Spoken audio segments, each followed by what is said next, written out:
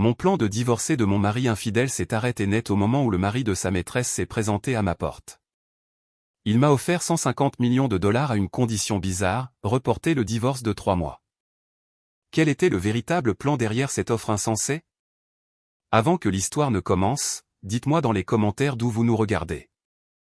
N'oubliez pas d'aimer et de vous abonner pour que cette chaîne puisse continuer à se développer et à vous proposer des histoires encore plus captivantes.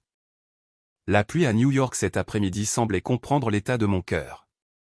Elle tombait en un déluge torrentiel, créant un rideau gris qui masquait la vue sur l'horizon de Midtown Manhattan. Je me tenais immobile devant l'immense bail vitré de notre pentouse du 30e étage.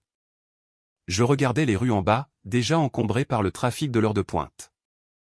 Les feux des véhicules se brouillaient sur l'asphalte mouillé, créant une peinture abstraite et morne. Normalement, à cette heure-ci, je serais occupé dans la cuisine, préparant un dîner spécial pour Marc, mon mari. Je m'assurais toujours que tout soit parfait, de la propreté de notre maison et de l'odeur apaisante de l'aromathérapie jusqu'à son repas préféré. Moi, Eleanor Vance, fille d'une famille respectée de l'Upper East Side, j'avais consacré ma vie entière, mon éducation et mon potentiel uniquement à être une épouse dévouée pour Mark Peterson. Mais ce soir, c'était différent. Il n'y avait pas d'arôme de cuisine, pas de musique jazz douce que je passais habituellement. Il n'y avait que le grondement du tonnerre, s'entrechoquant occasionnellement avec les battements douloureux de mon propre cœur. Dans ma main, le smartphone de Marc semblait froid. L'appareil élégant avait été laissé sur la table de chevet lorsqu'il s'était précipité dehors ce matin. Je n'aurais pas dû l'ouvrir. J'aurais dû faire confiance à ses excuses clichés sur une réunion soudaine ou un voyage d'affaires hors de l'État, mais la notification qui est apparue sur l'écran de verrouillage a tout détruit. Chloé et bébé, merci pour le transfert pour ma virée shopping de tout à l'heure. Tu viens toujours chez moi ce soir? Tu me manques tellement. N'oublie pas de dire à ta stupide femme que tu travailles tard. Le message était court, mais son pouvoir destructeur était plus grand qu'une bombe atomique pour mon mariage de 5 ans. Stupide femme. Ces mots résonnaient dans ma tête, tournant comme un disque rayé. C'était donc ainsi qu'il me voyait. Marc, l'homme dont j'avais élevé le statut, que mon père avait présenté à d'importants collègues d'affaires jusqu'à ce qu'il puisse devenir quelqu'un, pensait apparemment que j'étais stupide. Ma main tremblait alors que je déverrouillais l'écran du téléphone. Par coïncidence, je connaissais le mot de passe, notre anniversaire. Quelle ironie. À l'intérieur, j'ai découvert un autre monde que Marc avait caché. Des photos intimes d'eux aux Bahamas alors que Marc prétendait être à une conférence d'affaires, des SMS vulgaires qui me soulevaient le cœur, et la partie la plus douloureuse, la preuve de transfert d'argent massif à cette femme nommée Chloé. Pendant ce temps, la semaine dernière encore, Marc m'avait dit que son entreprise avait besoin d'une injection de capitaux et m'avait demandé de réduire mes dépenses. Quel culot, ai-je chuchoté, la voix nouée. Les larmes que je retenais ont fini par couler, ruisselant sur mes joues. Elles étaient chaudes, me brûlant la peau. J'ai jeté le téléphone sur le coûteux canapé en cuir italien. Je n'avais pas besoin d'en voir plus. La preuve était plus que suffisante. Ma dignité de femme, d'épouse et de Vance avait été piétinée. Je me suis dirigé vers la chambre principale, les pas lourds. J'ai sorti une grande valise du placard. Ce soir, dès que Marc rentrerait, je lui jetterais les papiers du divorce au visage. Je partirais. Je me fichais de devoir retourner chez mes parents dans l'Upper East Side avec le statut de divorcé, il valait mieux vivre simplement que de vivre dans un mensonge luxueux. Cependant, mes pensées ont dérivé vers la situation de mes parents. Les affaires de mon père étaient en déclin rapide. Le brownstone historique de notre famille, l'héritage de mon grand-père, risquait la saisie.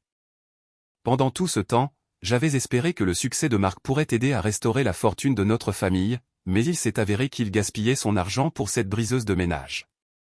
Le son de la sonnette de l'appartement a retenti, brisant mes pensées. J'ai tressailli. Marc était-il rentré tôt, réalisant qu'il avait oublié son téléphone? La rage s'est instantanément enflammée dans ma poitrine. Tant mieux. Plus tôt il serait de retour, plus tôt je pourrais le chasser de ma vie. À grands pas et le souffle court, je me suis dirigé vers la porte d'entrée. Je n'ai même pas pris la peine d'essuyer les traces de larmes sur mon visage. Qu'il voie. Qu'il sache à quel point j'étais brisé. J'ai ouvert la porte avec force. Tu as du culot de montrer ton vice. Mes mots sont morts dans ma gorge. La personne qui se tenait à la porte n'était pas Marc. Devant moi se tenait un homme grand, peut-être au début de la trentaine. Il portait un costume qui semblait incroyablement cher, mais il était maintenant trempé par la pluie. L'eau gouttait des pointes de ses cheveux noirs de jais sur les épaules de son costume bien coupé. Son visage était beau avec une mâchoire forte et un nez droit, mais son expression était aussi froide que la glace. Ses yeux me transperçaient, vifs comme s'ils pouvaient scanner mon âme même en quelques secondes.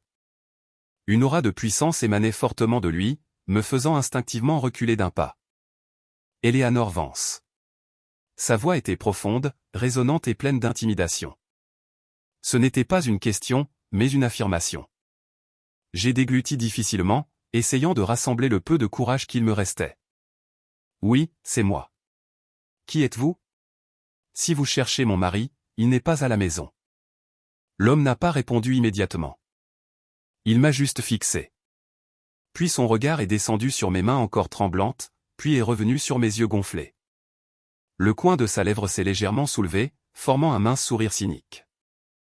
Je sais que votre mari n'est pas à la maison. Il est actuellement à la boutique Hermès sur Madison Avenue pour acheter un sac à main pour ma femme, a-t-il dit platement. Mon cœur s'est arrêté un instant. Quoi? Je suis Julian Croft, a-t-il dit succinctement, comme si le nom seul expliquait tout. Et c'était le cas. Qui ne connaissait pas Julian Croft, le propriétaire de Croft Enterprises, le jeune magnate dont le visage ornait fréquemment les couvertures des magazines d'affaires comme l'un des hommes les plus riches d'Amérique? Il était la définition de la vieille fortune, né riche, puissant et intensément secret. Mais attendez, qu'est-ce qu'il venait de dire? Votre femme. Chloé, ai-je murmuré, réalisant l'horrible lien. Chloé est votre femme. Julian a hoché la tête lentement. Il n'avait pas l'air en colère, ni triste. Son visage était aussi vide qu'un mur de béton. Puis-je entrer? Nous avons des affaires à discuter, et ce n'est pas une conversation à avoir sur le pas d'une porte. J'ai hésité un moment. Laisser entrer un inconnu dans l'appartement quand mon mari n'était pas là n'était pas convenable. Mais vu ce que je venais d'apprendre sur Marc, ces normes sociales semblaient hors de propos. De plus, cet homme était une victime, lui aussi, tout comme moi. Je vous en prie, ai-je dit finalement, en ouvrant la porte plus largement. Julian est entré. Son parfum m'a envahi lorsqu'il est passé à un mélange de pluie, de tabac coûteux et d'une eau de Cologne boisée et masculine. Il ne semblait pas impressionné par l'intérieur de notre appartement, que je considérais autrefois comme assez luxueux. Pour quelqu'un comme Julian Croft, cet endroit n'était probablement pas mieux qu'un box de stockage. Il se tenait au milieu du salon, refusant quand je lui proposais de s'asseoir. Ses yeux ont balayé la pièce, puis se sont posés directement sur le téléphone de Marc posé sur le canapé. Vous savez tout, n'est-ce pas, a-t-il dit sans me regarder. Je viens de le découvrir, ai-je répondu amèrement. Il a oublié son téléphone. Julian s'est tourné vers moi. Un éclair à l'extérieur a illuminé la moitié de son visage, le rendant encore plus mystérieux. Quel est votre plan maintenant? Pleurer, rager, demander le divorce? Cela ne vous regarde pas, ai-je rétorqué vivement. Mais oui, je divorce ce soir. Je refuse de vivre avec un traître. Ne le faites pas, a coupé Julian rapidement. J'ai froncé les sourcils, confuse. Pardon? Qui êtes-vous pour me dire quoi faire? Julian s'est approché de moi. La distance entre nous n'était plus que de quelques pieds. Je pouvais voir les gouttes de pluie encore accrochées à ses cils. Ne divorcez pas ce soir. Ne faites pas de scène. Ne lui laissez pas savoir que vous savez, a-t-il dit d'un ton de commandement absolu. Vous êtes fou, ai-je ri, d'un son creux. Votre femme et mon mari ont une liaison, détruisent nos mariages, et vous me demandez de rester silencieuse. Je ne suis pas une femme idiote qui tolérera d'être trompée. Je ne vous demande pas d'accepter la liaison, a dit Julian calmement, en contraste frappant avec mon explosion émotionnelle. Je vous propose un accord. Quel genre d'accord? Une véritable vengeance, a répondu Julian, les yeux brillant dangereusement. Un divorce ne fera que les libérer. Marc sera libre d'être avec Chloé, et vous resterez avec le statut de divorcé et un cœur brisé. Est-ce juste? Je me suis tu. Ces mots ont touché une corde sensible au plus profond de moi. Venez avec moi maintenant, a ordonné Julian. Je ne peux pas simplement partir avec un inconnu. Eleanor, a-t-il coupé, prononçant mon nom avec une étrange familiarité. Votre famille dans l'Upper East Side a besoin d'argent, n'est-ce pas? Votre père a une dette de 2 millions de dollars qui arrive à échéance le mois prochain. Si elle n'est pas payée, ce brownstone sera saisi. Mon sang s'est glacé. Comment pouvait-il savoir? Les problèmes financiers de ma famille étaient un secret bien gardé. Comment savez-vous cela? Je sais tout, a-t-il répondu avec arrogance. Venez avec moi et je vous donnerai une solution que vous n'avez jamais imaginée. Ou restez ici, divorcé de votre mari, et regardez votre famille s'effondrer morceau par morceau. Le choix semblait impossible. Mais en regardant dans les yeux de Julian, qui était rempli de conviction, une lueur d'espoir a jailli au milieu de mon désespoir. J'ai jeté un coup d'œil à la valise ouverte dans la chambre, puis je suis revenu vers Julian. Très bien, ai-je dit doucement. Julian n'a pas souri. Il a juste fait un bref signe de tête et s'est tourné vers la porte comme s'il savait depuis le début que je ne pourrais pas lui refuser.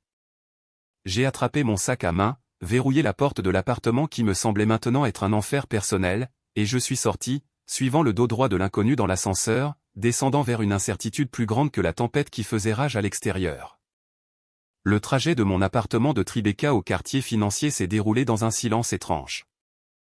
J'étais assise sur le siège passager de la luxueuse berline noire de Julian.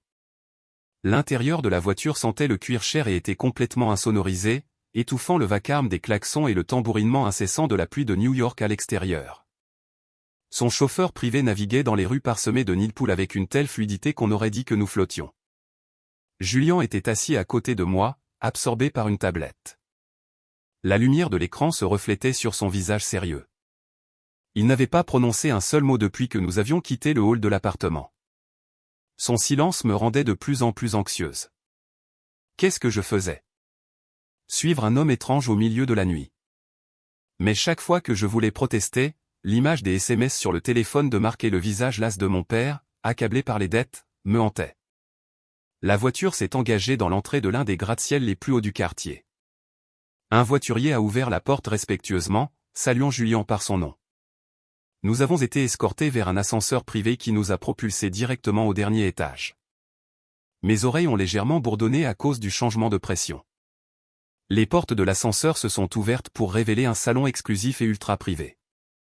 La pièce était faiblement éclairée, illuminée seulement par la douce lueur des lustres en cristal et les lumières de New York filtrant à travers les parois de verre environnantes. L'atmosphère ici était un contraste frappant avec le chaos dans mon cœur, calme, froide et sophistiquée. Julian m'a conduite dans une pièce privée dans un coin. Ses murs étaient faits de verre épais, offrant une vue panoramique sur les lumières de la ville, qui ressemblaient à des rivières d'or coulant en bas. La pluie striant le verre ajoutait une touche mélancolique. Asseyez-vous. Julian a désigné un canapé en velours moelleux d'une couleur bordeaux profond en face de lui. Je me suis assise avec raideur, serrant mon sac à main. Un serveur est apparu, a apporté 2 boissons, puis est reparti silencieusement, nous laissant seuls dans le silence tendu. La climatisation de la pièce semblait glacialement froide. Ou peut-être était-ce juste moi, tremblant de peur. Julian a pris une petite gorgée de son verre et l'a posée sur la table en marbre noir qui nous séparait. Il m'a regardé directement, le regard acéré et intimidant. Allons droit au but, a-t-il dit, son baryton calme. Il a fouillé dans la poche intérieure de son costume, en sortant un chéquier et un stylo doré. Il a écrit quelque chose rapidement, a détaché le chèque et l'a placé devant moi. Prenez-le, a-t-il ordonné. J'ai regardé le morceau de papier avec hésitation. Lentement, j'ai tendu la main et je l'ai ramassé. Mes yeux se sont agrandis en voyant la suite de 0. J'ai dû les compter 2 fois pour m'assurer que je ne me trompais pas. 150 millions de dollars. Ma main tremblait si violemment que le chèque est retombé sur la table. Quoi? Pourquoi tout cet argent, ai-je demandé, la voix étranglée. C'est votre prix, ou plus exactement, le prix de votre temps, a répondu Julian platement, comme si cette somme d'argent n'était que de la petite monnaie pour lui. Cet argent est suffisant pour rembourser toutes les dettes de votre famille, racheter tous les biens qu'ils ont hypothéqués, et assurer une vie confortable pour vous et vos parents pendant cette génération. J'ai dégluti, essayant de traiter cette situation insensée. Qu'est-ce que vous voulez de moi? Je ne suis pas une prostituée. Julien a laissé échapper un petit rire, mais il n'a pas atteint ses yeux. Je n'ai aucun intérêt pour votre corps, Eleanor. Ce dont j'ai besoin, c'est de votre statut d'épouse de Mark Peterson. Il s'est adossé au canapé, croisant les bras sur sa poitrine. Comme je l'ai dit, Chloé est ma femme. Notre mariage est purement sur papier une alliance commerciale entre la famille Croft et la sienne, qui est également influente. Mais elle a violé notre accord en ayant une liaison publique et en embarrassant mon nom. Et votre mari, cet imbécile ambitieux mais imprudent, est son partenaire. Alors pourquoi ne divorcez-vous pas simplement de Chloé? Pourquoi m'impliquer, ai-je exigé. Parce qu'en affaires, le timing est tout. Je suis au milieu d'une acquisition massive qui implique la famille de Chloé. Si je divorce d'elle maintenant, ou si ce scandale d'infidélité éclate, les actions de mon entreprise deviendront volatiles et l'acquisition pourrait échouer. Les pertes seraient bien plus importantes que le montant sur ce chèque. Julien s'est penché en avant, son regard s'intensifiant. J'ai besoin de 3 mois. 3 mois pour finaliser mes transactions commerciales et déplacer mes actifs pour les protéger du règlement du divorce. Pendant ces 3 mois, j'ai besoin que les choses soient calmes. Pas de scandale, pas de divorce. Je commençais à comprendre, bien que cela semble surréaliste. Donc, votre tâche est simple, a continué Julien. Ne divorcez pas encore de votre mari. Rentrez chez vous. Agissez comme si de rien n'était. Soyez l'épouse douce, obéissante et idiote qu'ils pensent que vous êtes. Laissez-les se sentir en sécurité dans leur liaison. Fermez les yeux. Bouchez-vous les oreilles. Vous me dites de vivre sous le même toit que l'homme qui m'a trahi et de prétendre être heureuse? C'est de la torture, me suis-je exclamé avec émotion. C'est de la stratégie, a corrigé Julien froidement. Il a désigné le chèque sur la table. Mais avec cet argent, et avec votre patience pendant 3 mois, vous pouvez le détruire à son moment le plus vulnérable. Quand il aura l'impression d'être au sommet du monde, quand il pensera qu'il a tout, nous le ferons tomber ensemble. Je me suis tu, fixant à nouveau le chèque. 150 millions de dollars. Un montant qui pourrait sauver mon père d'une crise cardiaque à cause de ses dettes. Un montant qui pourrait restaurer l'honneur du nom de famille Vance. 3 mois, ai-je demandé doucement. 3 mois? 90 jours? 90 jours, a affirmé Julien. Après cela, cet argent est entièrement à vous, et vous êtes libre de divorcer. Je vous aiderai même à engager les meilleurs avocats pour m'assurer que Mark se retrouve sans rien. Mon esprit s'emballait. Mon côté émotionnel criait de protestation. Je voulais cracher au visage de Mark dès maintenant. Mais mon côté rationnel, le côté de la fille d'un homme d'affaires que j'avais réprimé pendant si longtemps, commençait à voir la logique du plan de Julien. Il ne s'agissait pas seulement d'argent, il s'agissait de reprendre le contrôle. Si je divorçais de Mark maintenant, il serait probablement heureux d'être avec Chloé. Mais si j'attendais, si je laissais Julien tout orchestrer, la chute de Mark serait absolue. J'ai regardé Julien, cherchant le moindre doute dans ses yeux, mais je n'y ai trouvé qu'une détermination froide et d'acier. Cet homme était dangereux, très dangereux, et maintenant il m'invitait à être son allié. Comment puis-je être sûr que ce chèque sera honoré, ai-je demandé, essayant d'être réaliste. Vous pouvez l'encaisser demain matin. C'est un chèque de banque, a-t-il répondu nonchalamment. Considérez cela comme un acompte. La confiance coûte cher, Eleanor, et je suis prêt à payer le prix fort pour elle.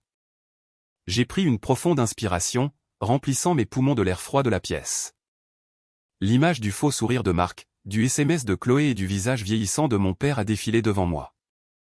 La douleur dans ma poitrine s'est lentement transformée en quelque chose d'autre, quelque chose de plus froid et de plus dur, la vengeance. D'une main désormais ferme, j'ai pris le chèque et je l'ai mis dans mon sac. D'accord, ai-je dit fermement. 3 mois. Pas un de moins, pas un de plus. Julien a souri légèrement. Cette fois, cela semblait un peu plus sincère, ou peut-être était-ce juste la satisfaction d'une négociation réussie. Il a levé son verre. À une patience mortelle, a-t-il dit. Je n'ai pas répondu à son toast. Je l'ai juste regardé fixement. Souvenez-vous d'une chose, monsieur Croft. Je fais cela pour ma famille, pas parce que j'ai peur de vous ou de mon mari. Alors ne pensez jamais à me trahir non plus. Je suis un homme de parole, Eleanor. Vous êtes en sécurité avec moi, a-t-il répondu. Cette nuit-là, au dernier étage d'un gratte-ciel de New York sous un déluge implacable, j'ai signé un contrat avec un démon déguisé. J'ai vendu ma patience pour 150 millions de dollars et je me suis préparé à jouer le plus grand rôle de ma vie. Mark Peterson, profite de tes derniers moments de bonheur, car la véritable tempête ne fait que commencer. Le soleil du matin à New York brillait de mille feux, comme pour se moquer des restes de la tempête qui avait fait rage dans mon cœur la nuit précédente. Sa chaleur pénétrait par les fenêtres de notre chambre principale à Tribeca, créant une lourdeur que même le climatiseur poussé au maximum ne parvenait pas à dissiper complètement. J'étais assise sur le bord de notre lit king size, fixant mon reflet dans le miroir de la coiffeuse. Des cernes sombres sous mes yeux étaient légèrement visibles malgré une couche de correcteur coûteux. C'était le premier jour des 90 jours d'enfer que Julian Croft avait promis. Le rugissement d'un moteur de voiture de sport a résonné depuis le garage. C'était Mark. Mon mari était à la maison. Mon cœur battait la chamade, non pas par désir ou par amour, mais par un mélange de dégoût et de colère que je devais réprimer de toutes mes forces. J'ai pris une profonde inspiration, fermé les yeux un instant et imaginé le visage froid de Julian et le chèque de 150 millions de dollars maintenant en sécurité dans mon coffre-fort privé. C'était mon mantra désormais. La porte de la chambre s'est ouverte lentement. Mark est entré, le visage hagard, portant la même chemise qu'hier matin. L'odeur faible et entêtante du parfum bon marché d'une femme inconnue émanait de lui, mélangée à l'odeur de sueur et d'alcool de la nuit dernière. « Chérie, tu es réveillée ?» a-t-il demandé, d'un ton artificiellement joyeux. Il s'est approché, avec l'intention de m'embrasser la joue. Par réflexe, j'ai légèrement incliné la tête, prétendant ajuster mes boucles d'oreilles, de sorte que ses lèvres n'ont fait qu'effleurer mes cheveux. « Salut, Mark. Tu rentres tard. Je me suis inquiété hier soir. Tu n'as pas répondu à ton téléphone. » Mark a ri nerveusement. Il a enlevé sa montre et l'a posée sur la coiffeuse d'un mouvement raide. « Ouais, désolé pour ça, bébé. La tempête était folle hier soir, non? Mon téléphone s'est éteint et j'ai laissé mon chargeur au bureau. Avec les embouteillages et les inondations partout, j'ai dû rester chez Dave. C'était trop dangereux d'essayer de forcer le passage pour rentrer. » Des mensonges. Dave était en croisière dans les Caraïbes avec sa femme. J'avais vu les posts Instagram de sa femme il y a 2 jours, mais j'ai juste souri le sourire le plus faux que j'ai jamais produit de ma vie. Oh, je vois. Je suis juste contente que tu sois en sécurité. J'avais juste peur qu'il t'arrive quelque chose, ai-je dit doucement. J'avais l'impression que j'allais vomir en prononçant ces mots d'inquiétude à l'homme qui venait de passer la nuit dans les bras d'une autre femme. Tu es vraiment la meilleure des épouses, a dit Mark, visiblement soulagé que je n'insiste pas davantage. Il a commencé à déboutonner sa chemise. D'accord, Mark. Ne travaille pas trop dur, ai-je répondu. Dès que la porte de la salle de bain s'est fermée et que le bruit de l'eau qui coule a commencé, mon sourire a disparu. Mon corps tremblait d'une nausée contenue. J'ai jeté un coup d'œil à sa chemise sale traînant sur le sol. Il y avait une légère tache de rouge à lèvres rose sur le col, la même nuance que Chloé portait souvent sur ses photos Instagram. J'ai immédiatement saisi mon téléphone secret à un nouveau que Julian m'avait donné hier soir avec une carte SIM prépayée non enregistrée à mon nom. J'ai tapé un court message. La cible vient de rentrer. Alibi, il est resté chez un ami à cause de la tempête. Nous sortirons à nouveau cet après-midi. Une réponse de Julian est arrivée en quelques secondes courtes, concises, sans émotion. Laissez-le faire. Ne posez pas trop de questions. Concentrez-vous sur l'encaissement des fonds aujourd'hui. Remboursez les dettes de votre famille en espèces discrètement. Ne laissez aucune trace numérique que Mark puisse pister. J'ai supprimé le message immédiatement. Cet après-midi-là, après m'être assuré que Mark était parti pas pour une réunion d'investisseurs, bien sûr, mais probablement pour retourner chez sa maîtresse, je me suis fait conduire par mon chauffeur dans une succursale de la Banque centrale. Le processus d'encaissement du chèque s'est déroulé sans accroc, grâce à une puissante lettre d'introduction préparée par Julian.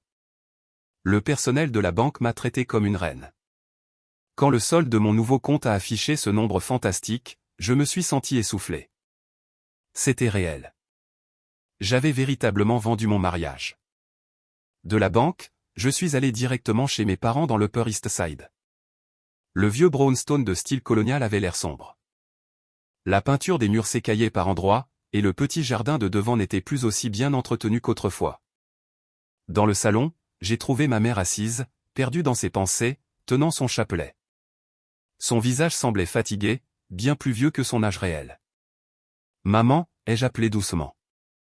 Elle a levé les yeux, le regard embué. « Éléanore, tu n'as pas dit que tu venais. » Je me suis assise à côté d'elle, tenant sa main ridée. « Qu'est-ce qui ne va pas, maman ? Tu as l'air triste. » Ma mère a soupiré lourdement. « Ton père. Les gens de la banque sont revenus ce matin. Ils nous ont donné un dernier avertissement. Si nous ne payons pas le capital le mois prochain, ils saisiront cette maison. Ton père est dans sa chambre maintenant. Sa tension artérielle est encore montée. Je ne sais pas quoi faire, Éléanore. Je ne veux pas demander de l'aide à Marc. Je sais que ses affaires sont difficiles aussi, n'est-ce pas? À ce jour, mes parents pensaient toujours que Marc était un gendre bon et travailleur. Ils ne savaient pas qu'il gaspillait de l'argent pour une autre femme. Ne t'inquiète pas, maman, ai-je dit fermement, en sortant une enveloppe épaisse de mon sac. À l'intérieur, ce n'était pas de l'argent liquide, mais une preuve de paiement que je venais de compléter une heure plus tôt. J'avais transféré les fonds sur un compte spécial pour rembourser la dette à leur insu. « Qu'est-ce que c'est » a demandé ma mère, confuse. « La dette de papa est payée, maman. La maison est en sécurité » ai-je chuchoté. Ma mère a fixé le papier, puis m'a regardé avec des yeux écarquillés. « Éléanore, où as-tu trouvé autant d'argent ? Est-ce que c'était Marc ? » « Non, maman, ai-je coupé rapidement. Je ne voulais pas que Marc en tire le mérite. Ce sont mes propres économies, un vieil investissement qui vient d'arriver à échéance. S'il te plaît, ne me demande pas de détails. L'important est que papa et toi puissiez vous reposer tranquillement maintenant. Et encore une chose, s'il te plaît, ne dis rien à Marc à ce sujet. Que ce soit notre secret. Je veux lui faire la surprise quand le moment sera venu. » Ma mère a éclaté en sanglots et m'a serré fort dans ses bras. « Merci, mon enfant. Merci. Tu es le sauveur de notre famille. » L'étreinte de ma mère m'a donné de la force. La culpabilité d'avoir accepté l'offre de Julien s'est légèrement atténuée. Au moins, cet argent sale provenant de la trahison de mon mari pouvait sauver mes parents. Ce soir-là, la mascarade a continué. Marc est rentré tôt avec un bouquet de roses que je soupçonnais qu'il avait acheté à un vendeur de rue car elles étaient déjà flétries. Il semblait agité, vérifiant constamment son téléphone. Nous avons dîné dans un silence gênant, ponctué seulement par le cliquetis de nos couverts. « Marc » ai-je dit, brisant le silence. « La semaine prochaine, c'est notre 5e anniversaire de mariage. Tu t'en souviens. » Marc s'est étouffé avec sa boisson. Il s'est rapidement essuyé la bouche avec une serviette. « Oh, c'est vrai. Bien sûr que je m'en souviens, chérie. 5 ans. Waouh, le temps passe vite. Je pensais, et si nous faisions une petite fête ? Juste inviter quelques amis proches, ai-je sondé, voulant voir sa réaction. Le visage de Marc est devenu pâle. Je connaissais la vraie raison. Il avait peur que Chloé soit en colère si elle voyait des publications sur notre fête. Ou peut-être avait-il déjà des projets avec Chloé pour ce jour-là. Oh, d'accord. Si c'est ce que tu veux, je ferai avec, ai-je répondu avec un sourire douloureusement obéissant. Soudain, le téléphone de Marc a vibré sur la table. L'écran s'est allumé affichant le nom Johnson Logistique, mais j'ai entrevu le message avant que l'écran ne s'éteigne. « Bébé, on est toujours d'accord pour l'enregistrement dans notre hôtel habituel demain ? J'ai déjà dit à mon mari que j'allais à Boston. Mon sang n'a fait qu'un tour. Johnson Logistique. Quelle créativité. » Marc a rapidement saisi son téléphone. Il est parti sans attendre ma réponse. Je suis resté seul à la grande table froide de la salle à manger, fixant la nourriture intacte, les yeux fixés sur le dos de mon mari qui s'éloignait. Profite bien de tes mensonges tant que tu le peux, Marc, parce qu'à chaque seconde qui passe, j'aiguise le couteau que Julien m'a donné pour réduire ton bonheur en lambeaux. Un mois s'était écoulé. Ma vie était divisée en 2 mondes radicalement opposés. Le jour, j'étais Éléanore, la belle épouse qui passait son temps à la maison ou à faire les courses. Mais entre-temps, j'entrais dans le monde de Julian Croft. Aujourd'hui, Julien avait organisé notre rencontre dans une galerie d'art contemporain à Chelsea. La galerie appartenait à l'un de ses cousins et avait été fermée au public pour la journée sous le prétexte d'une conservation privée. C'était l'endroit idéal, calme, artistique et loin des regards indiscrets de Marc ou Chloé, qui préféraient passer leur temps dans les centres commerciaux ou les boîtes de nuit. Je suis arrivé vêtu d'une simple robe fourreau bleu marine et de grandes lunettes de soleil. Julien attendait déjà devant une peinture abstraite géante dominée par des couleurs rouge sang. Il se tenait droit, les deux mains dans les poches de son pantalon gris, ressemblant lui-même à une œuvre d'art beau mais intouchable. « Vous avez 5 minutes de retard », m'a-t-il accueilli sans se retourner en entendant le clic de mes talons.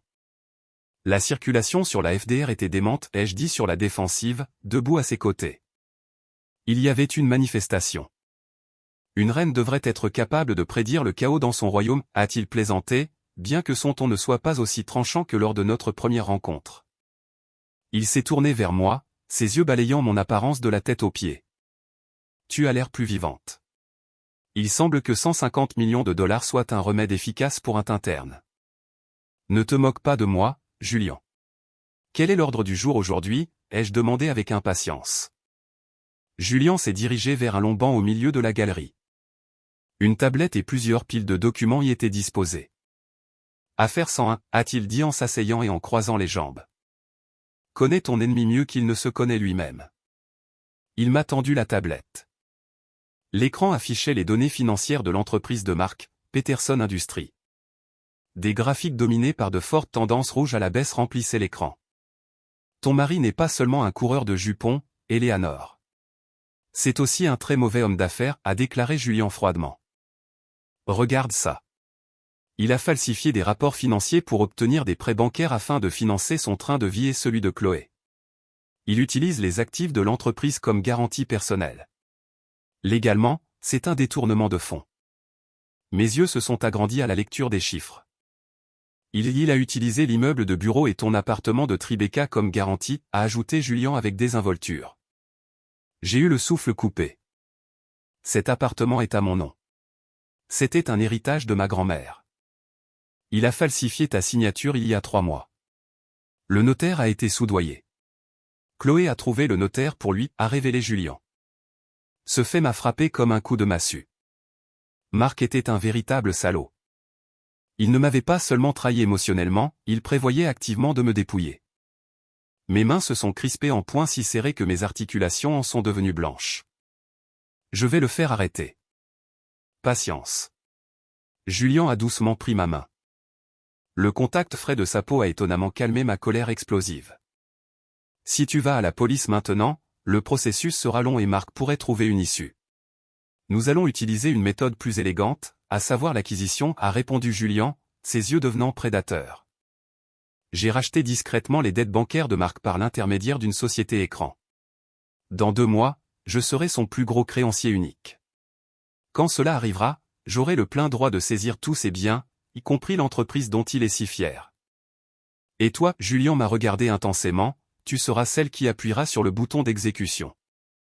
Un sentiment d'admiration s'est glissé dans mon cœur en voyant le fonctionnement de l'esprit de Julien. Il ne jouait pas avec les émotions, il jouait avec le système. Il détruisait ses adversaires sans se salir les mains. Un contraste frappant avec le Marc impulsif et émotionnel, Julien était l'eau calme qui pouvait tout emporter. Je dois aller à Napa Valley la semaine prochaine, a dit Julien soudainement, changeant de sujet. Il y a un complexe privé là-bas que j'envisage d'acheter. J'ai besoin d'un second avis sur le design intérieur d'un point de vue féminin. Tu viens avec moi, a-t-il ordonné. Considère cela comme une sortie sur le terrain. Je vais t'apprendre à gérer des actifs immobiliers pour que, lorsque tu récupéreras les propriétés de ta famille, tu ne sois pas aussi sotte que ton mari. Je ne peux pas simplement aller à Napa. Marc aura des soupçons, ai-je protesté. La semaine prochaine, Marc sera occupé avec Chloé, qui prétend avoir une séance photo publicitaire à Miami. Il te dira qu'il a un voyage d'affaires urgent à Chicago, tu auras donc du temps libre, à couper Julien. Il savait vraiment tout. Dis-lui simplement que tu vas dans la villa d'une amie dans les Hantons pour te vider la tête ou quelque chose comme ça. Il s'en moquera, Eleanor. Il sera ravi que tu ne sois pas à la maison pour pouvoir appeler Chloé en vidéo sans crainte d'être surpris. Les paroles de Julien étaient dures, mais vraies. Finalement, j'ai acquiescé. Une semaine plus tard, j'atterrissais à Napa. Non pas en tant que touriste, mais en tant qu'apprenti secrète du magnate le plus influent du pays. Une voiture privée nous a conduits à un complexe caché, ultra luxueux, perché sur une falaise. L'endroit était si privé qu'on avait l'impression que le monde extérieur n'existait pas. Pendant nos 2 jours là-bas, j'ai vu une facette différente de Julian Croft. Il ne me traitait pas comme une subordonnée, mais pas exactement comme une amie non plus.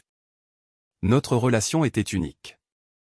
Il m'a appris à lire des contrats immobiliers, à repérer des potentiels d'investissement et à négocier avec des entrepreneurs locaux.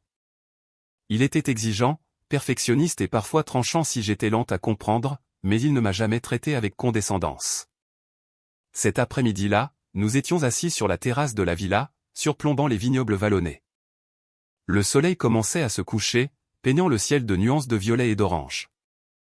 Une brise légère caressait mon visage, me donnant un sentiment de liberté que je n'avais pas ressenti depuis longtemps. Tu apprends vite à commenter Julian en sirotant son expresso. C'était le premier compliment qui sortait de sa bouche. J'ai obtenu mon diplôme de commerce avec la mention summa cum laude, Julian. C'est juste que ces 5 dernières années, mon cerveau s'est émoussé à ne penser qu'au menu du dîner de Marc, ai-je répondu amèrement. Julian m'a regardé, son regard s'adoucissant. Dommage. Un tel potentiel gâché pour un homme qui ne sait pas faire la différence entre un diamant et un caillou. Mon cœur a tressailli à ces mots.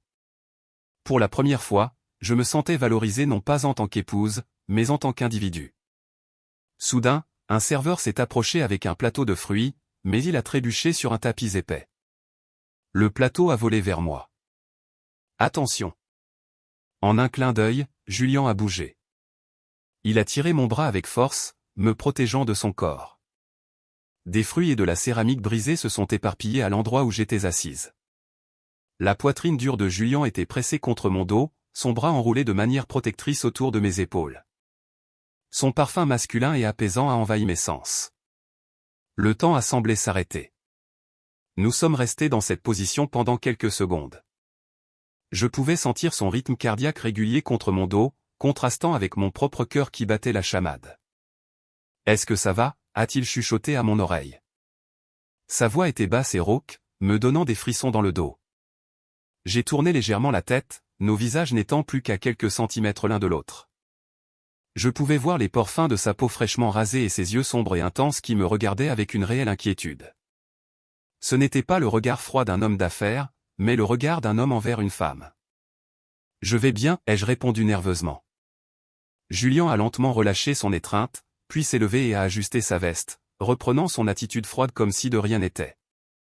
Il a réprimandé le serveur fermement, mais sans cruauté, puis s'est assuré que la zone soit nettoyée immédiatement. J'étais encore figé sur mon siège, la main sur la poitrine. En ce bref instant, j'ai réalisé quelque chose de dangereux. Marc avait peut-être brisé mon cœur, mais Julian commençait à s'infiltrer dans les fissures sans permission. Cela ne faisait pas partie du contrat. C'était hors scénario. Et ce qui était plus effrayant, c'est que cela ne me dérangeait pas. Notre alliance m'avait ouvert les yeux. Marc n'était qu'un passé douloureux. Mais Julian Croft, il était une énigme future terrifiante et tentante à la fois. Je devais être prudente. Tomber amoureuse d'un partenaire d'affaires dans une mission de vengeance était une erreur fatale.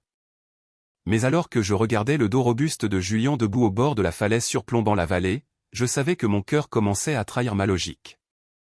Le gala se tenait dans la grande salle de bal d'un hôtel 5 étoiles surplombant Central Park. Un gigantesque lustre en cristal pendait majestueusement au plafond, jetant une lueur dorée sur la salle remplie de l'élite de la ville.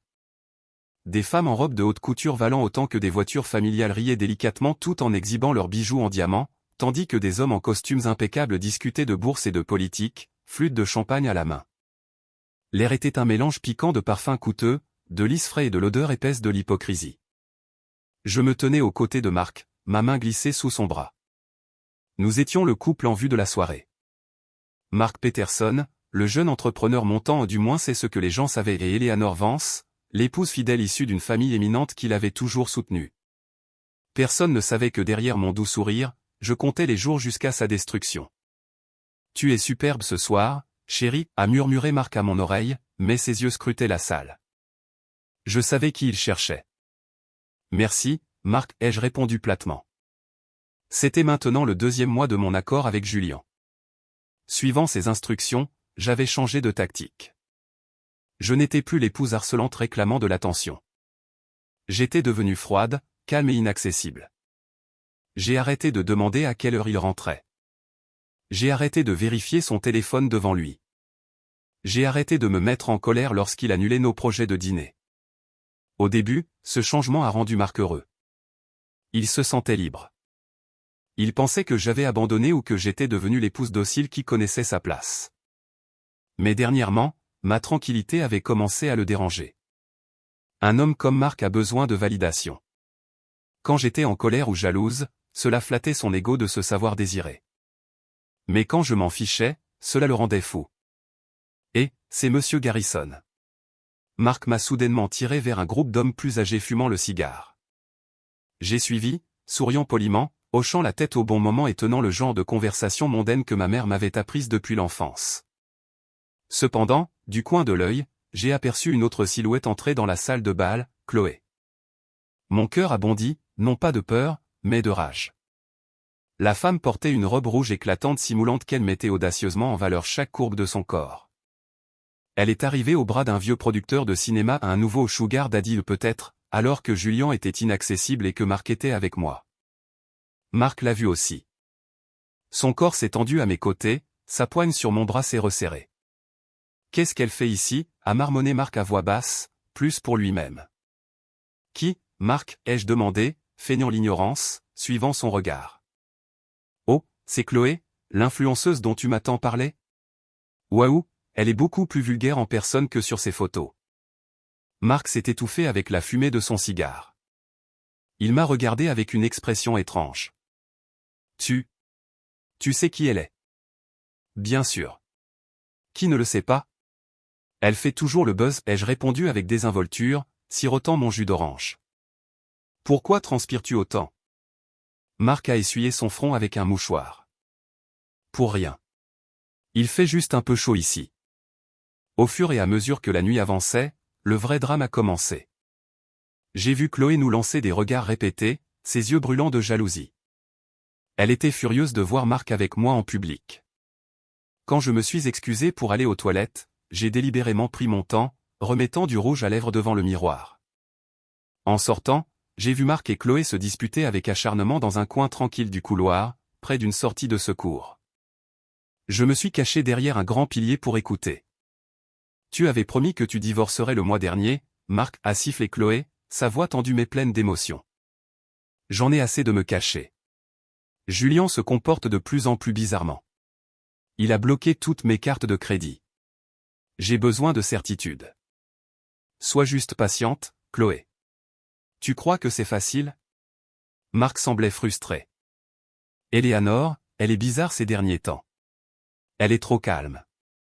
J'ai peur qu'elle prépare quelque chose. Si je demande le divorce maintenant, elle pourrait exiger la moitié de tout et mon entreprise pourrait s'effondrer. Des excuses. A lâché Chloé. Admets simplement que tu es toujours amoureux d'elle.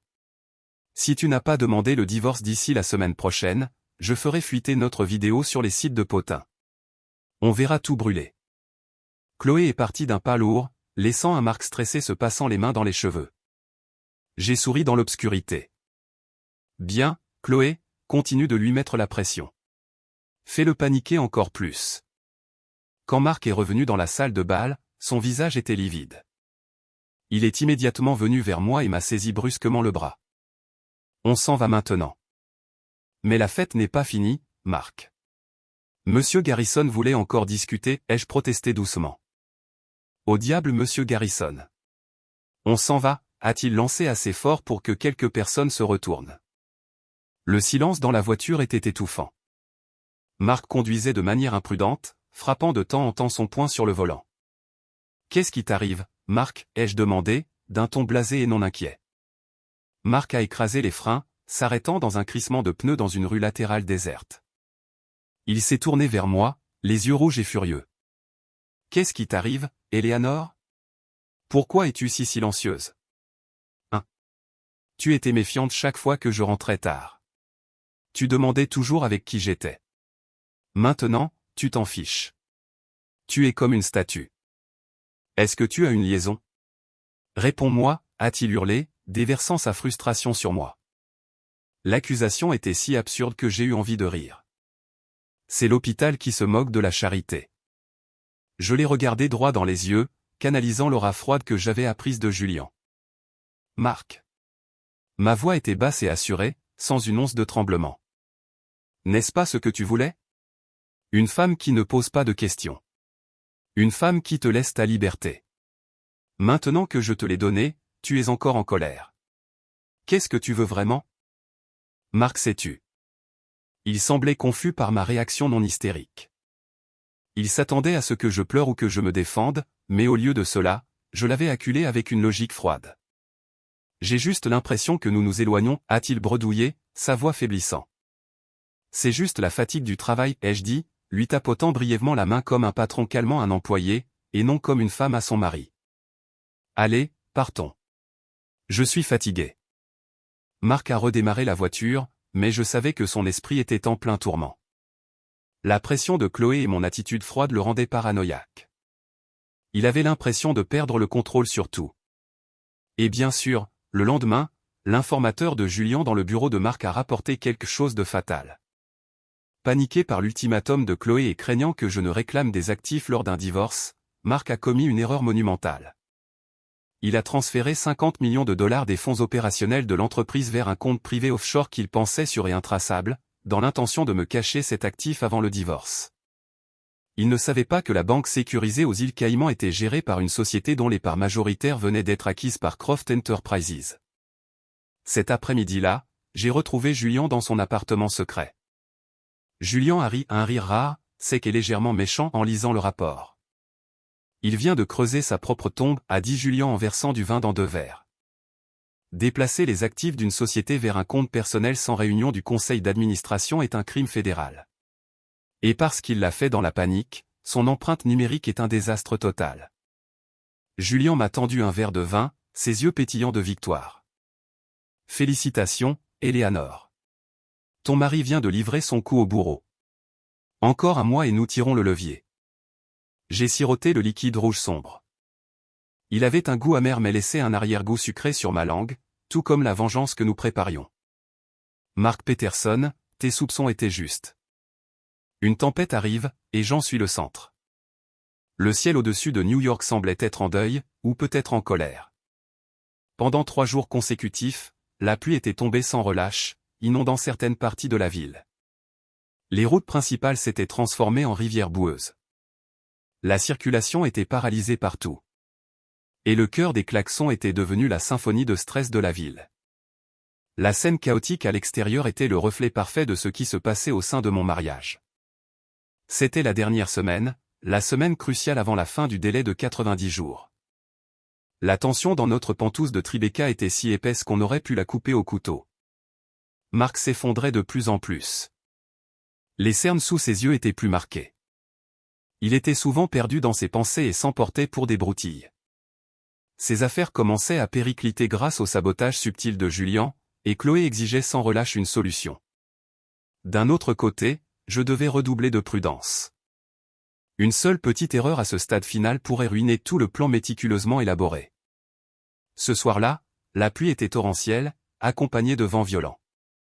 L'électricité dans notre immeuble a été totalement coupée après qu'un transformateur a été frappé par la foudre.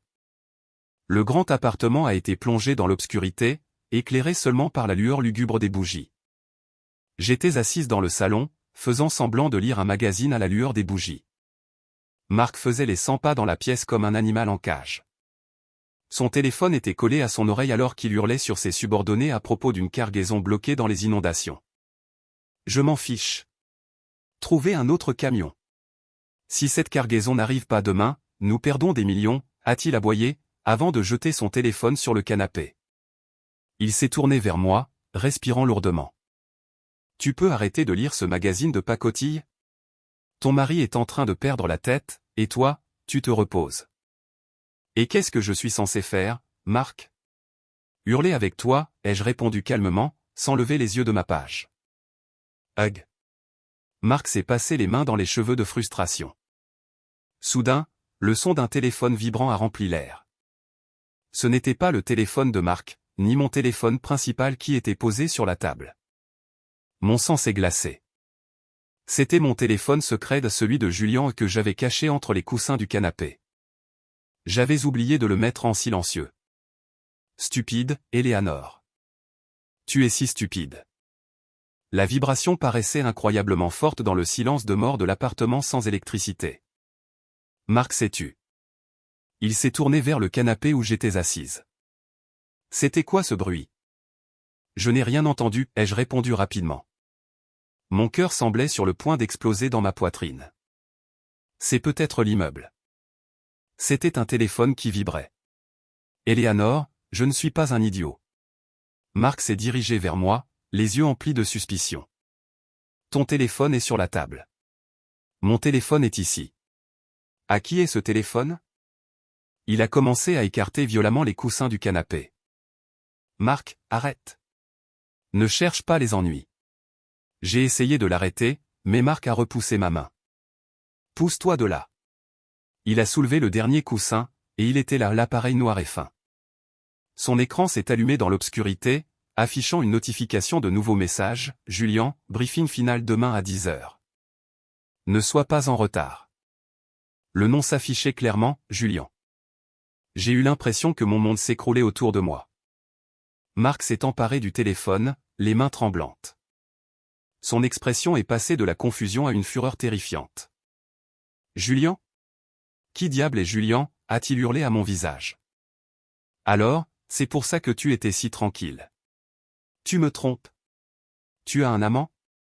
Il m'a saisi par les épaules, me secouant violemment. Réponds-moi. Qui est ce salaud? Tu t'es joué de moi tout ce temps, n'est-ce pas? La peur m'a envahi. Un Marc acculé était capable de tout. Mais en même temps, mon dégoût a atteint son paroxysme. Il m'accusait d'infidélité alors qu'il était le traître ultime. Lâche-moi, Marc. Tu me fais mal, ai-je crié, essayant de me libérer. Je ne te lâcherai pas tant que tu n'auras pas avoué. Déverrouille-le. Je veux voir ce qu'il y a dedans. Il m'a fourré le téléphone sous le nez, essayant de me forcer à le déverrouiller. Soudain, la porte d'entrée a été défoncée avec un fracas énorme. Crac. Le son du bois qui éclate a tonné dans la pièce plus fort que la foudre à l'extérieur. Nous avons tous deux sursauté et nous nous sommes tournés. Se tenant dans l'encadrement de la porte se trouvait une silhouette grande et imposante, trempée, flanquée de 2 gardes du corps baraqué.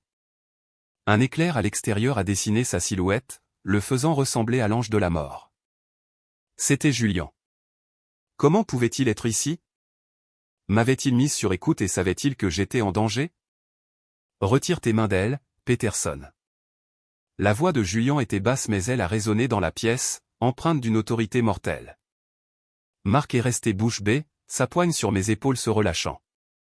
Il a regardé Julien, puis moi, puis à nouveau Julien. Vous êtes Julien Croft de Croft Enterprises.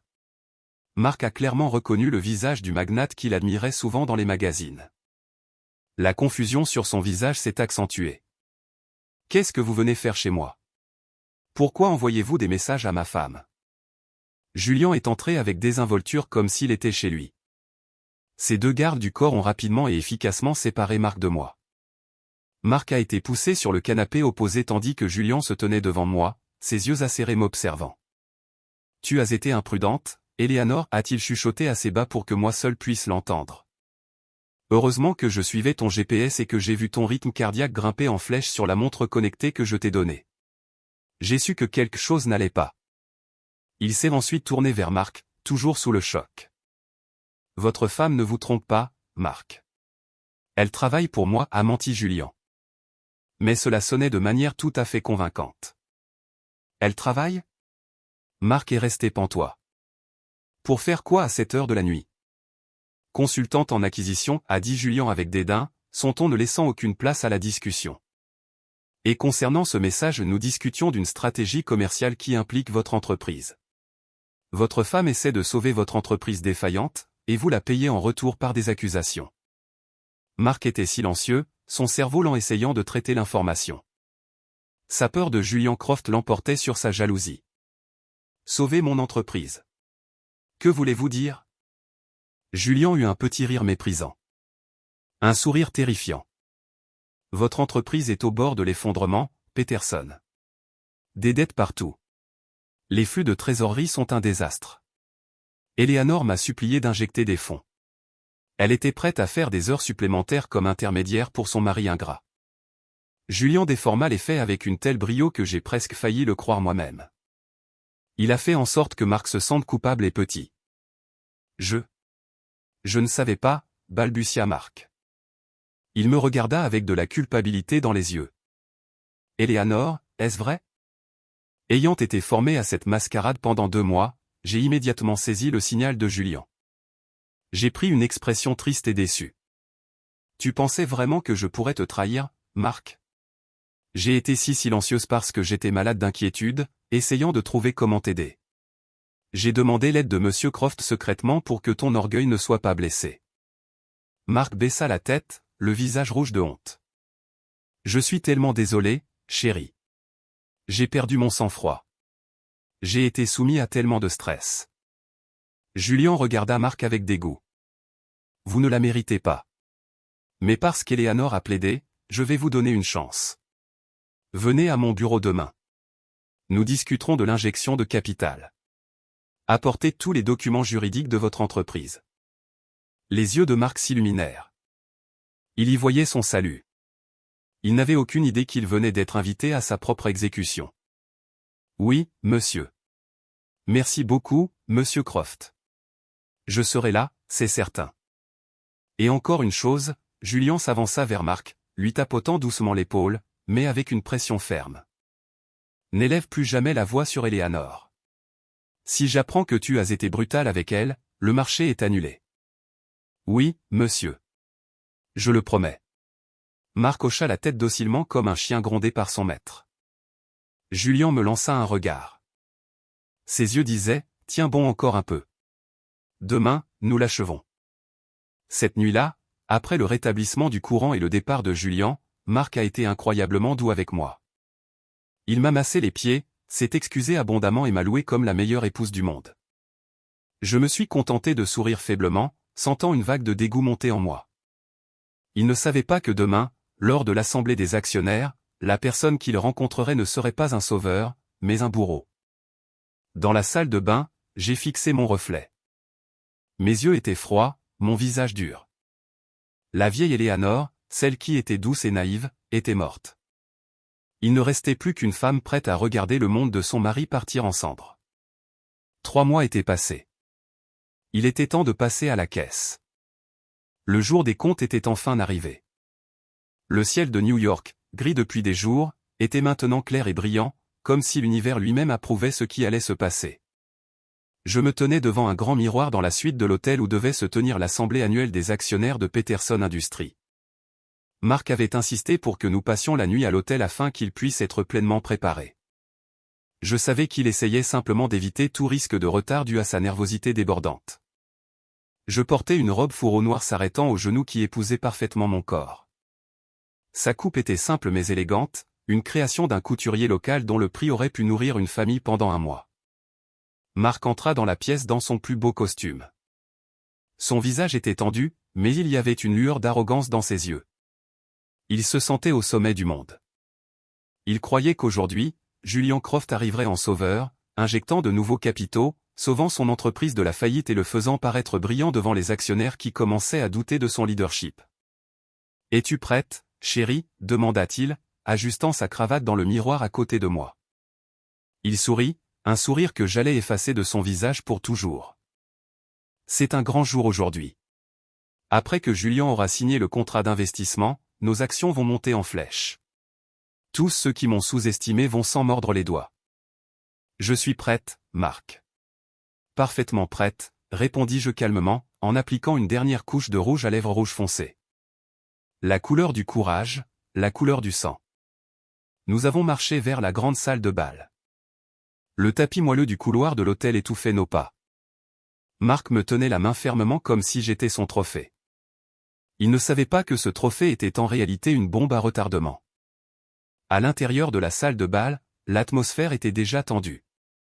Des dizaines d'actionnaires, deux membres du conseil d'administration et quelques partenaires commerciaux étaient assis à des tables rondes soigneusement disposées. La climatisation tournait à plein régime, mais je pouvais sentir la sueur froide et l'anxiété dans l'air. Les rumeurs sur l'état financier désastreux de l'entreprise s'étaient propagées, et aujourd'hui, ils exigeaient des réponses. Marc monta à la tribune avec une confiance forcée. Les projecteurs étaient braqués sur lui. Il commença son discours en présentant des graphiques de croissance dont je savais qu'il s'agissait principalement de données manipulées. Mesdames et messieurs, la voix de Marc résonnait dans les haut-parleurs. Je sais qu'il y a eu des rumeurs, mais je vous assure que Peterson Industries entre dans une nouvelle ère dorée. Aujourd'hui, je vais annoncer un partenariat stratégique avec un investisseur majeur qui nous emmènera sur la scène internationale. Des murmures se propagèrent dans l'assistance. Certains étaient sceptiques, d'autres pleins d'espoir. Qui est l'investisseur, monsieur Peterson? Ne nous donnez pas seulement des promesses en l'air, cria un actionnaire minoritaire virulent. Marc sourit largement. Patience. Il est en chemin.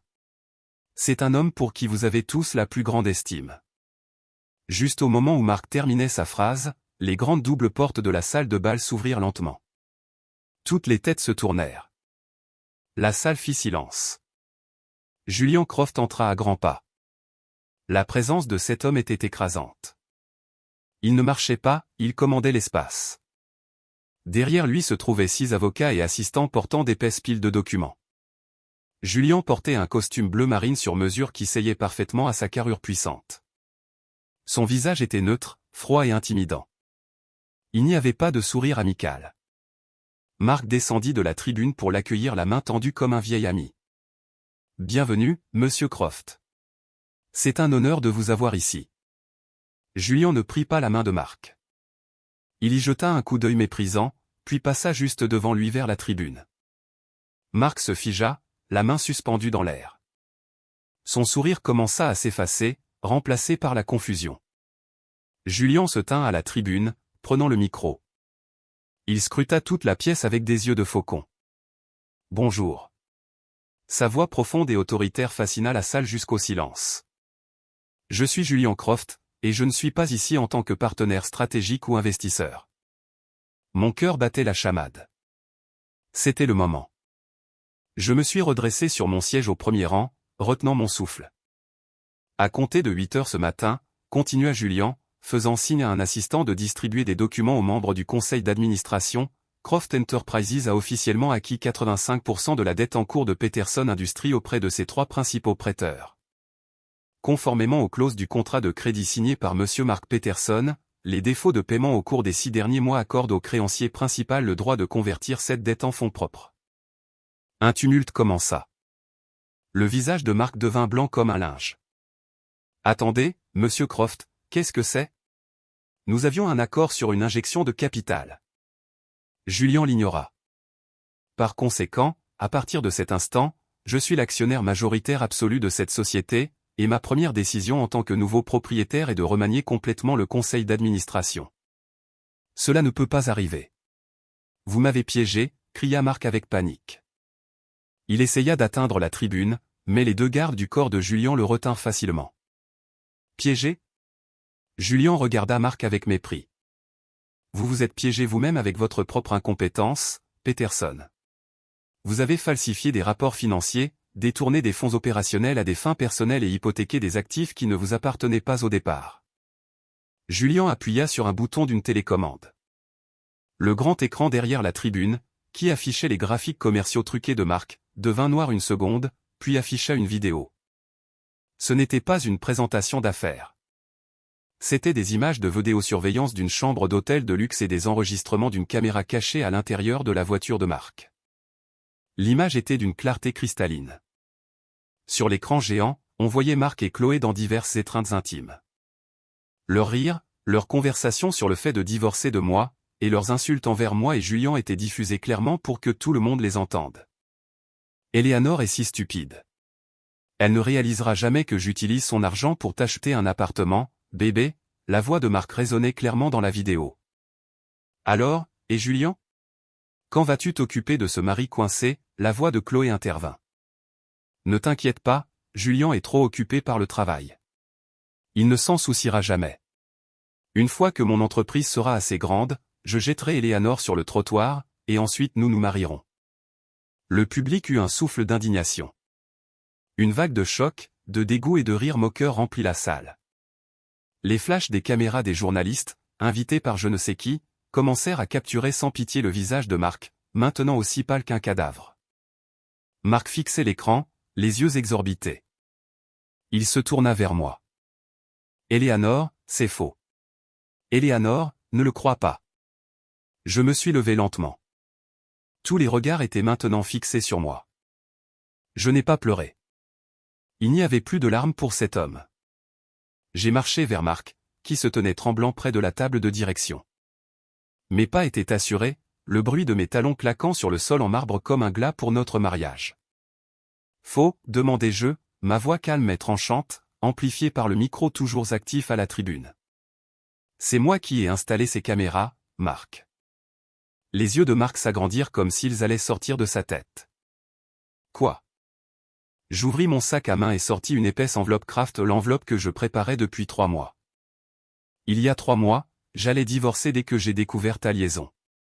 Mais j'ai attendu, dis-je à haute voix, m'assurant que tout le monde puisse entendre. J'ai attendu non pas parce que je t'aimais encore, mais parce que je voulais voir jusqu'où tu irais pour te détruire toi-même. Je lui jetai l'enveloppe à la poitrine. Les papiers à l'intérieur s'éparpillèrent sur le sol. Ce sont les papiers du divorce. Signe-les, ordonnai-je. Il y a aussi les preuves de tes transferts de détournement de fonds. Les avocats de M. Croft ont déjà soumis des copies à la SEC ce matin. Donc après cela, tu ne rentreras pas dans notre appartement de grand standing. Tu iras dans une cellule de prison. Mark s'effondra sur ses genoux, ses jambes se dérobant sous lui. Il essaya de me saisir la main. Eleanor, s'il te plaît. Je suis ton mari. Pense à ma mère. Ne t'avise pas de prononcer son nom, aboyai-je, mon calme se fissurant enfin un instant. C'est toi qui as failli faire perdre leur maison à mes parents. C'est toi qui as hypothéqué l'héritage de ma famille pour 7. Je pris une inspiration, reprenant le contrôle. Je le regardais de haut, cet homme que j'avais aimé autrefois, qui semblait maintenant si pathétique et petit. C'est fini, Mark. Tu as perdu ta femme, ton entreprise et ta dignité en une seule journée. Profitant. Je me tournai vers Julian, qui était toujours à la tribune. Il me regarda, non pas avec un sourire de victoire exagéré, mais avec un petit hochement de tête respectueux. Un hochement de tête qui disait, tu l'as fait. Sans attendre plus longtemps, je suis sorti de la salle de bal. Derrière moi, j'ai entendu le chaos éclater, les cris désespérés de Mark, les cris de colère des actionnaires et le hurlement lointain des sirènes de police qui approchaient. Je suis sorti du hall de l'hôtel pour me retrouver dans l'air chaud de New York, qui me semblait incroyablement frais dans les poumons. Un poids d'1 billion de tonnes venait de m'être ôté des épaules. J'étais libre. Vraiment, enfin libre. Un mois plus tard, le matin à New York semblait différent. Peut-être parce que la pluie de la nuit dernière avait lavé la poussière de la ville, ou peut-être parce que mon cœur avait enfin trouvé sa propre paix. J'étais assise à une table d'angle dans un petit café de style vintage dans le West Village, non loin de la maison de mes parents. L'arôme du café fraîchement moulu et du pain grillé remplissait l'air, créant une atmosphère chaleureuse et accueillante. Dans mes mains se trouvait le journal du matin. Le titre de la page économique concernait toujours le scandale massif de Peterson Industries. Le visage de Mark était affiché, portant une combinaison de prison orange. Son processus judiciaire avançait rapidement grâce aux preuves complètes rassemblées par l'équipe de Julian. Mark était inculpé de plusieurs crimes, détournement de fonds d'entreprise, fraude et falsification de documents. Le sort de Chloé n'était pas moins tragique. Sans le soutien financier de Mark et avec son statut d'épouse de Julian révoqué, Julian avait divorcé d'elle et l'avait poursuivi en dommages et intérêts pour violation de leur contrat de mariage. Chloé était complètement ruinée. Ses comptes sur les réseaux sociaux, autrefois adorés, étaient maintenant inondés de haine de la part des internautes. Aux dernières nouvelles, elle était traquée par des agents de recouvrement pour un style de vie hédoniste qu'elle ne pouvait plus s'offrir. Je fermai le journal et le posai sur la table. Je n'éprouvais aucune pitié, mais plus de haine brûlante non plus. Tout ce qui restait était un immense sentiment de soulagement. Tout était fini. La dette de mon père était payée. L'acte de propriété de la maison en briques rouges était en sécurité dans le coffre de la famille. Et la santé de mes parents s'améliorait progressivement à mesure que leurs soucis disparaissaient. Puis-je m'asseoir ici? Une voix de baryton familière me fit lever les yeux. Julian Croft se tenait là. Cette fois, il ne portait pas de costume formel rigide. Il portait une chemise en lin blanc avec les manches retroussées jusqu'au coude et un pantalon chino décontracté. Ses cheveux n'étaient pas lissés en arrière comme d'habitude, quelques mèches tombaient sur son front, le faisant paraître 5 ans plus jeune et beaucoup plus humain. Monsieur Croft, saluai-je avec un faible sourire. Où devrais-je vous appeler mon sauveur?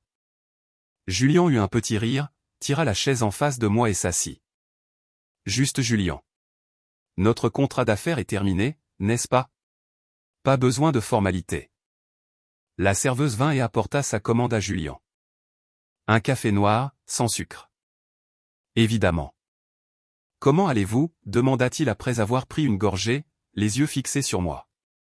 L'intensité de son regard n'avait pas diminué depuis notre première rencontre sous la pluie. Mieux que je ne l'ai été au cours des 10 dernières années, répondis-je honnêtement. C'est comme si je pouvais respirer à nouveau. Merci, Julian. Sans vous, j'aurais été détruite. Vous vous êtes sauvé vous-même, Eleanor, corrigea doucement Julian. J'ai juste fourni les outils. C'est vous qui avez eu le courage de les utiliser. Peu de femmes pourraient supporter la pression mentale que vous avez subie pendant 90 jours. Je remuai mon cappuccino, observant le tourbillon de mousse sur le dessus. Alors, qu'est-ce qui amène Julian Croft dans un petit café du West Village? Un homme comme vous n'a sûrement pas de temps libre pour un café décontracté. Julian s'adossa à sa chaise, regardant la rue bordée d'arbres. En fait, je cherche un nouveau partenaire. Un autre partenaire d'affaires?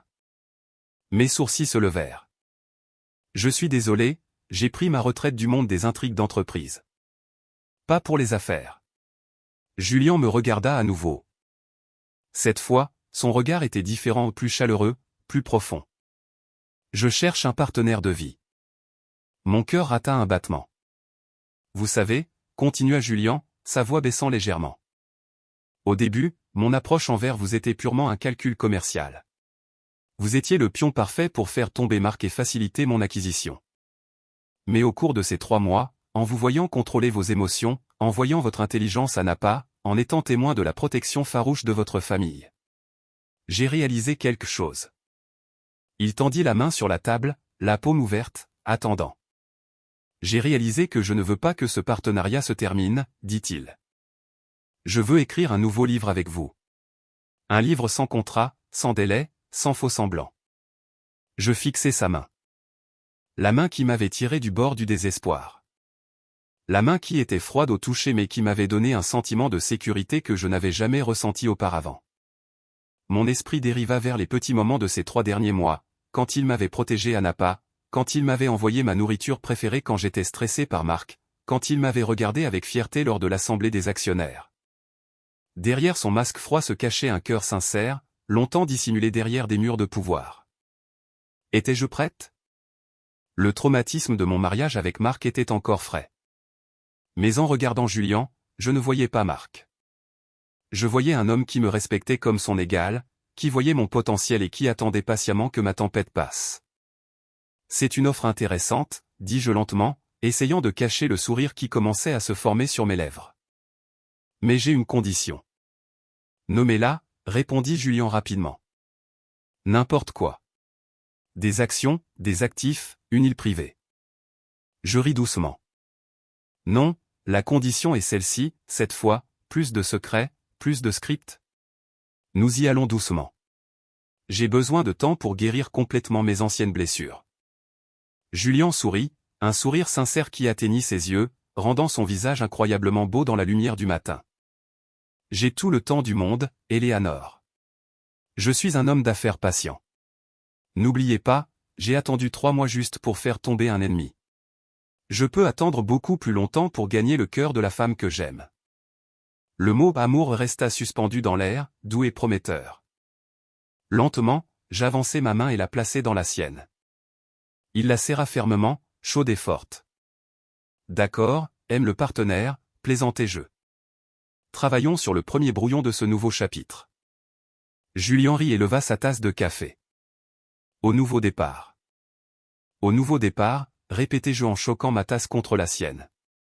Dehors, le soleil brillait plus fort, filtrant à travers les feuilles des arbres, créant de beaux motifs de lumière sur notre table. New York grouillait toujours de tous ses drames. Mais dans ce petit coin du West Village, j'avais trouvé ma paix. Mon histoire de vengeance était terminée, scellée derrière les portes de la prison qui retenait Mark.